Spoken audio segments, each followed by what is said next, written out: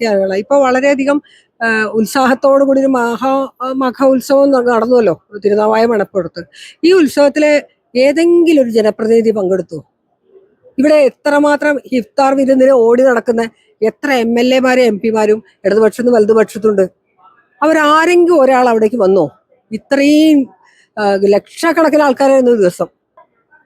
പക്ഷെ ആ ഭാഗത്തേക്ക് വരാൻ ഏതെങ്കിലും ഒരു ജനപ്രതിനിധി റെഡിയായോ? ഇതൊക്കെ ജനം കാണുന്നില്ലേ? നമസ്തേ. ചേച്ചി പേരെന്തായിരുന്നു? സത്യലക്ഷ്മി. ഇപ്പോ എന്താണ് BJP ചുമതല എന്താണ്? മഹിളാ മോർച്ചയുടെ സംസ്ഥാന ഉപാധ്യക്ഷയാണ്. ഇപ്പൊ ചേച്ചി എങ്ങനെയുണ്ട് തൃശ്ശൂരിലെ BJP ഒരു പ്രവർത്തനം? നിയമസഭാ തെരഞ്ഞെടുപ്പിനായിട്ടുള്ള ഒരുക്കങ്ങളൊക്കെ തുടങ്ങിയോ? നിയമസഭാ തെരഞ്ഞെടുപ്പുള്ള ഒരുക്കങ്ങൾ മുമ്പ് തന്നെ തുടങ്ങിയിട്ടുണ്ട്. ഇന്നിപ്പോൾ അത് വളരെ ഉച്ചസ്ഥായിലേക്ക് എത്തുന്നത് ഞങ്ങളുടെ ദേശീയ അധ്യക്ഷൻ ഇവിടെ തൃശ്ശൂർ എത്തിയിരിക്കുകയാണ്. അപ്പം വളരെ നല്ല പ്രവർത്തനമായിട്ട് ഞങ്ങൾ മുന്നോട്ട് പോകാൻ പോകുന്നു. ഇന്ന് അതിൻ്റെ ഒരു തുടക്കം കുറിക്കുകയാണ്. എന്താണ് പ്രതീക്ഷകൾ? എന്താണ് ഇത്തവണത്തെ പ്രതീക്ഷകള്? പിടിക്കാം, മാക്സിമം സീറ്റുകൾ തൃശ്ശൂർ ജില്ലയിൽ ഞങ്ങൾ പിടിക്കാന്നുള്ളത് തന്നെയാണ്. ഇതിപ്പോൾ തൃശ്ശൂർ നിയോജക മണ്ഡലത്തിന്റെ ഒരു മീറ്റിങ്ങുകളാണ് ഇന്ന് നടക്കാൻ പോകുന്നത്. തൃശ്ശൂർ നിയോജക മണ്ഡലം ശക്തി കേന്ദ്ര മീറ്റിംഗ് ആണ് ഇപ്പോൾ നടക്കാൻ പോകുന്നത്. ഈ മീറ്റിംഗ് തൃശ്ശൂരിലെ മൊത്തം പ്രവർത്തകർ, കുറച്ച് ലീഡിങ് റോൾ എടുക്കുന്ന കുറച്ച് ആൾക്കാർ, അവരെ ആണ് ഈ മീറ്റിംഗ് പങ്കെടുക്കുക. ദേശീയ അധ്യക്ഷൻ നേരിട്ട് കാണുകയാണ്. അവർ ദേശീയ അധ്യക്ഷനെ നേരിട്ട് കാണുകയാണ്. ആ ദേശീയ അധ്യക്ഷന്റെ നിർദ്ദേശപ്രകാരമുള്ള പ്രവർത്തനമായിരിക്കും ഞങ്ങളിനി മുന്നോട്ട് കൊണ്ടുപോവുക. ഇത് കഴിഞ്ഞോട്ടത്തെ പോലെ ഒന്നല്ല, വലിയ മാറ്റങ്ങൾക്കുള്ള സാധ്യത, പ്രവർത്തന കാര്യങ്ങൾ അടക്കം ഉണ്ടാകാനുള്ള സാധ്യത ഉണ്ടല്ലേ? ഞങ്ങള് ബൂത്തുകളിലേക്കൊക്കെ ഇറങ്ങി പ്രവർത്തനമൊക്കെ തുടങ്ങി, ഞങ്ങൾ ആൾക്കാരെ കണ്ടു തുടങ്ങി. വളരെ വലിയ പ്രതീക്ഷയായിട്ട് നിൽക്കുന്നത് തൃശ്ശൂർ നിയോജക മണ്ഡലം പിടിക്കാൻ തന്നെയാണ് ഞങ്ങൾ ഉദ്ദേശിച്ചിട്ടുള്ളത്. ഞങ്ങൾക്ക് അതിനുള്ള നല്ല ലീഡർഷിപ്പ് ഉണ്ട്. ഇപ്പം തൃശ്ശൂർ നിയോജക മണ്ഡലം ഞങ്ങൾ തീർച്ചയായിട്ടും പിടിക്കും. ഇപ്പോൾ ഈ കഴിഞ്ഞ വട്ടം ഇവിടുന്ന് വിജയിച്ച ഇടതുപക്ഷത്തിന്റെ MLA പ്രഭു ശ്രീരാമചന്ദ്രനെ അടക്കം അപമാനിച്ച ഒരു വ്യക്തിയാണല്ലോ. പരസ്യമായിട്ട് ഫേസ്ബുക്കിൽ പോസ്റ്റ് ഇട്ട് എല്ലാം ചെയ്യുന്ന ഒരു സാഹചര്യം ഉണ്ടായിരുന്നു. അതെല്ലാം ജനങ്ങൾ ഇപ്പോൾ മറന്നിട്ടുണ്ടാവുമോ? ജനങ്ങൾ മറക്കൊന്നുമില്ല. നമുക്കറിയാം, ഒരു പ്രത്യേക മതവിഭാഗത്തെ മാത്രം എപ്പോഴും അറ്റാക്ക് ചെയ്തുകൊണ്ട് ഇരിക്കുക, എന്നിട്ട് മതേതരത്വം പറയുക, ഇതൊക്കെ ജനങ്ങൾ തിരിച്ചറിയാൻ തുടങ്ങിയിട്ടുണ്ട്. അതുകൊണ്ട് അങ്ങനെയുള്ള കാര്യങ്ങളൊക്കെ പെട്ടെന്ന് മറന്നു പോകുന്നില്ല. നമ്മളെ മതവികാരങ്ങളെ വ്രണപ്പെടുത്തിക്കൊണ്ട് പ്രവർത്തിക്കുന്നത് ലീഡർമാർക്ക് നല്ല സ്വഭാവമല്ല, അതൊരു നല്ല രീതിയാണോ? അത് ജനങ്ങളുടെ ഇടയിൽ ഇനിയും BJP ഈ കഴിഞ്ഞ വട്ടത്തെ MLA പ്രവർത്തന കാര്യങ്ങളൊക്കെ എത്രത്തോളം ഉണ്ടെന്ന് ജനങ്ങളുടെ മുന്നിലേക്ക് വിലയിരുത്തുന്നതിനായിട്ടുള്ള സാഹചര്യങ്ങൾ ഒരുക്കുമോ? തീർച്ചയായിട്ടും. ഞങ്ങൾക്ക് ഞങ്ങളുടെ MLA കാണാൻ കിട്ടിയിട്ടില്ല. ഞങ്ങളെ MLA എവിടെ എത്രയൊക്കെ കണ്ടിട്ടുണ്ടോ? നിങ്ങളൊന്നും കണ്ടിട്ടുണ്ടോ? എവിടെയും കാണില്ല. ബാലചന്ദ്രൻ MLA-നെയൊന്നും ആരും എവിടെയും കണ്ടിട്ടില്ല. അദ്ദേഹം ഇങ്ങനെയുള്ള ഫേസ്ബുക്ക് പോസ്റ്റ് ഇടുക, എന്നിട്ടൊരു ശ്രദ്ധ ആകർഷിക്കുക എന്നൊക്കെ അല്ലാതെ നല്ല വികസന പ്രവർത്തനങ്ങളായിട്ടും ക്ഷേമ പ്രവർത്തനങ്ങളായിട്ട് തൃശ്ശൂർ നിയോജക മണ്ഡലത്തിൽ ഞങ്ങൾ കണ്ടിട്ടില്ല. ഇപ്പോൾ സുരേഷ് ഗോപി വിജയിച്ചു പോയതിനു ശേഷം അദ്ദേഹത്തിന്റെ പ്രവർത്തന കാര്യങ്ങളൊക്കെ എങ്ങനെയാണ്? ജനങ്ങളുടെ ഒരു മുന്നിലൊരു വിലയിരുത്തൽ എങ്ങനെയാണ്? കഴിഞ്ഞൊരു 2 വർഷത്തോളമായല്ലോ തൃശ്ശൂരിൽ അദ്ദേഹം ഒരുപാട് കാര്യങ്ങൾ ഈ ഇലക്ഷന് വരുന്നതിന് മുൻപ് തന്നെ, തെരഞ്ഞെടുപ്പിലേക്ക് മത്സരിക്കുന്നതിന് മുൻപ് തന്നെ ഒരുപാട് കാര്യങ്ങൾ അദ്ദേഹം ചെയ്തു തുടങ്ങിയിട്ടുണ്ടായിരുന്നു. ഇപ്പോഴും അദ്ദേഹത്തിന്റെ പ്രവർത്തനങ്ങളായിട്ട് അദ്ദേഹം മുന്നോട്ട് പോകുന്നു. നമുക്കറിയാം, ഓരോ ഡിവിഷനിലേക്കും പ്രത്യേകം ഫണ്ടുകളൊക്കെ അനുവദിച്ചുകൊണ്ട് അദ്ദേഹത്തിന്റെ ക്ഷേമ പ്രവർത്തനങ്ങളായിട്ട് അദ്ദേഹം മുന്നോട്ട് പോകുന്നുണ്ട്.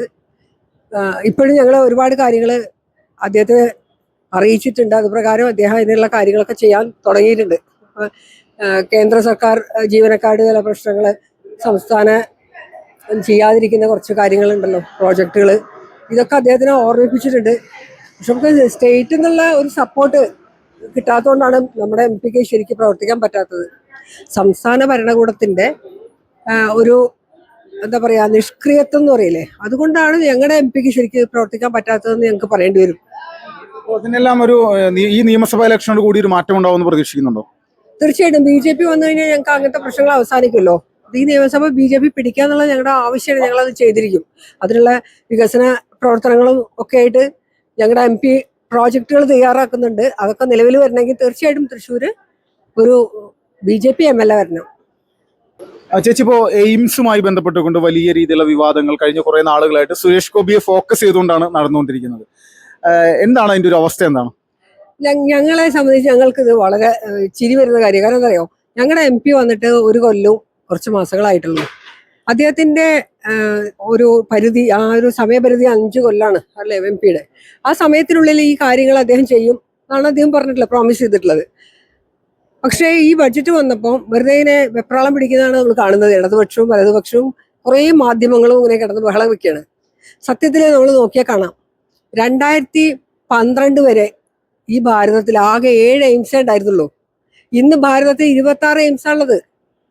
നമ്മൾ 22 രണ്ടെണ്ണം നമ്മൾ പറയുന്നത് പ്രപ്പോസ്ഡ് ആണ് പോട്ടെ, എന്നാൽ 24 എയിംസ് മോദിജി വന്നതിന് ശേഷമാണ് ഈ നമ്പറിലേക്ക് വന്നുള്ളത്. അപ്പം നമുക്കറിയാം ഇവർക്ക് ഇതെല്ലാം ഇങ്ങനെയുള്ള കുറെ പരമമായ സത്യങ്ങളെ മൂടി വെക്കാൻ വേണ്ടിയിട്ടുള്ള കാണിക്കൽ മാത്രമാണ്. മോദിജി വന്നപ്പോഴാണ് ഭാരതം മുഴുവൻ എയിംസ് വന്നിട്ടുള്ളത്. കേരളത്തിലും തീർച്ചയായിട്ടും എയിംസ് വരും. സുരേഷ് ഗോപി നൽകിയ ഒരു വാക്ക് കൃത്യമായിട്ട് പാലിക്കപ്പെടുമെന്ന് തന്നെ പ്രതീക്ഷിക്കുന്നല്ലേ? സുരേഷ് ഗോപിജി പറഞ്ഞ വാക്ക് പാലിക്കപ്പെടുക തന്നെ ചെയ്യും. പക്ഷെ വേറൊരു കാര്യം പറയാനുണ്ട്, നമ്മുടെ സുഹൃത്തുക്കളോട് പറയാനുള്ളത്, കേരള സർക്കാരിന് കിട്ടിയിട്ടുള്ള എത്രയോ കോടി രൂപയുടെ ഫണ്ട് അവർ ലാപ്സ് ആക്കിക്കൊണ്ടിരിക്കുക എല്ലാ ഫീൽഡിലും. നിങ്ങൾ നോക്കി നോക്കൂ, ഈ എഡ്യൂക്കേഷൻ ആയാലും ശരി, പിന്നെ അഗ്രികൾച്ചർ ഫീൽഡിലേക്ക് ആയാലും നോക്കി നോക്കൂ. SC ST അത് ഏറ്റവും അധികം ഡിസർവ് ചെയ്യുന്ന ആൾക്കാർക്ക് കിട്ടാത്ത വിധത്തിൽ കഴിഞ്ഞ 5 കൊല്ലമായിട്ട് 71,686 കോടി ലാപ്സാക്കി. കേരള ഗവൺമെന്റിന് കൊടുത്തിട്ടുള്ള ഇത്രയും വലിയ എമൗണ്ട് അവർ ലാപ്സാക്കി. ഇതൊക്കെ ആരും ഉത്തരം പറയും? ഇതൊക്കെ എന്താ മീഡിയ ചർച്ച ചെയ്യാത്തത്? വളരെ വിഷമമുണ്ടത്. ഇപ്പോഴത്തെ ഒരു രാഷ്ട്രീയ സാഹചര്യം വെച്ച് നോക്കുന്ന സമയത്ത് ഒരു വട്ടം കൂടി ഇടതുപക്ഷം വന്നു കഴിഞ്ഞാൽ പിന്നെ ഈ പറയുന്ന എയിംസിന് ഇവിടെ സാധ്യത ഉണ്ടാവുമോ? എയിംസിന്റെ വരാനുള്ള എല്ലാ സാധ്യതകളും അപ്പോൾ ഒരേ അടച്ചിടുന്നുള്ള അറിയാലോ. ഇത് എങ്ങനെയാണ് രാഷ്ട്രീയം കളിക്കാന്നുള്ളത് മാത്രമേ ഉള്ളൂ. നാടിന്റെ വികസനം ഇടതുപക്ഷത്തിന്റെ ഒരു പ്രശ്നമല്ല. അപ്പൊ ഇടതുപക്ഷവും വലതുപക്ഷവും അവരുടെ രാഷ്ട്രീയം കളിച്ചുകൊണ്ടിരിക്കുകയാണ്. ഇത് എന്തെങ്കിലും ഒക്കെ ആണല്ലോ ജനങ്ങൾ മനസ്സിലാക്കുക. അത് മനസ്സിലാക്കി തുടങ്ങിയതിന്റെ ഫലമായിട്ടാണ് നമുക്കിവിടെ നല്ല ഒരു MP കിട്ടിയിട്ടുള്ളത്, സുരേഷ് ഗോപി MP നമുക്ക് കിട്ടിയിട്ടുള്ളത്. അതുപോലെ ജനം മനസ്സിലാക്കും, ഇവിടെ നല്ല MLA വന്നാലേ ഇവിടെ വികസനം വരുള്ളൂ എന്നുള്ള ആ ഒരു ബോധത്തിലേക്ക് ജനങ്ങൾ വന്നു കഴിഞ്ഞിട്ടുണ്ട്. അതുകൊണ്ട് തീർച്ചയായിട്ടും തൃശ്ശൂർ നിയോജക മണ്ഡലം നമ്മൾ പിടിക്കും, BJP പിടിക്കും. ഇപ്പോൾ ഈ ജമാഅത്തെ ഇസ്ലാമിയുടെ പിന്തുണ അല്ലെങ്കിൽ അവരുടെ വോട്ട് അല്ലെങ്കിൽ അവരുമായിട്ടൊരു സഖ്യം പരസ്യമാക്കി തന്നെ നിലവിലെ സംസ്ഥാനത്തെ പ്രതിപക്ഷ നേതാവായിട്ടുള്ള VD സതീശൻ പറയുകയുണ്ടായി. ഈ നിയമസഭാ തെരഞ്ഞെടുപ്പിൽ ഞങ്ങളത് കൃത്യമായിട്ട് അവരുടെ പിന്തുണ തേടുന്നുകൊണ്ട് അവരെ ഒപ്പം നിർത്തും എന്നാണ് പറയുന്നത്. ഇത് ഇവിടുത്തെ മതേതരം എന്ന് പറയുന്ന ആളുകൾക്ക് ഒരു മുറിവേൽപ്പിക്കുന്ന ഒരു വിഷയം തന്നെയാണോ? തീർച്ചയായിട്ടും ആണ്. നമ്മളിപ്പോ നോക്കുക, ഈ ജമാഅത്തെ ഇസ്ലാമിയെ അടുപ്പിക്കില്ല എന്ന് പറഞ്ഞല്ലോ അല്ലെ. ഈ നമ്മുടെ കോർപ്പറേഷൻ ഇലക്ഷന്, മുനിസിപ്പൽ കോർപ്പറേഷൻ ഇലക്ഷന് സമയത്ത് പിണറായി വിജയൻ നടത്തിയിട്ടുള്ള ഒരു പത്രസമ്മേളനത്തിൽ അദ്ദേഹം പറയുണ്ടായി. പത്രസമ്മേളനമാണോ ഞാൻ ഇതൊക്കെ ഒരു പരിപാടിയിൽ നിന്നിട്ടാണോ എന്നറിയില്ല, എനിക്കത് വളരെയധികം വൈറലായിട്ടുള്ള ഒരു വീഡിയോ കണ്ടിട്ടുണ്ടല്ലോ. ജമാഅത്തെ ഇസ്ലാമിയുമായിട്ട് ഒരു വിധത്തിലുള്ള മതമൗലികവാദികളാണ്, അവരുമായിട്ട് യാതൊരു ബന്ധവും ഇടതുപക്ഷത്തിന് ഇല്ല എന്ന് പറഞ്ഞു. ഇപ്പതാ വളരെ കുറച്ച് ദിവസമായിട്ടുള്ളൂ മാറ്റി പറഞ്ഞു അല്ലെ. അപ്പൊ അടുത്ത നിയമസഭാ ഇലക്ഷനിൽ വോട്ട് പിടിക്കാനാണ്, വോട്ട് ബാങ്ക് ഉണ്ടാക്കണേ. ജമാഅത്തെ ഇസ്ലാമി ഞങ്ങളുടെ കൂടെയാണെന്ന് പറയാണ് പിണറായി വിജയൻ. അത് പറഞ്ഞപ്പോ കണ്ടില്ലേ, ഉടനെ വലതുപക്ഷം പറഞ്ഞത് കണ്ടില്ലേ, VD സതീശൻ ഉടനെ പറയാണ് ജമാഅത്തെ ഇസ്ലാമിയായിട്ട് വലതുപക്ഷത്തിനും ഒരു പ്രശ്നമില്ല.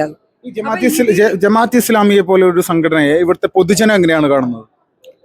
ജമാഅത്തെ ഇസ്ലാമി ഇസ്ലാമിക രാജ്യം വരാൻ വേണ്ടിയിട്ട് പറയുന്ന സംഘടനയാണ്. അവരെയാണ് പിന്നെ ഞങ്ങൾക്കൊരു പ്രശ്നമില്ല എന്ന് പറഞ്ഞ് കെട്ടിപ്പിടിക്കുന്നത്. ഭാരതത്തിനെ ഇസ്ലാമിക രാജ്യമാക്കുമെന്ന് ദൃഢപ്രതിജ്ഞ ചെയ്തിട്ടുള്ള ആൾക്കാരെയാണ് ഇവര് മതേതരത്വം പറഞ്ഞോട് കെട്ടിപ്പിടിക്കുന്നത് കേട്ടോ. ആലോചിച്ച് നോക്കണം.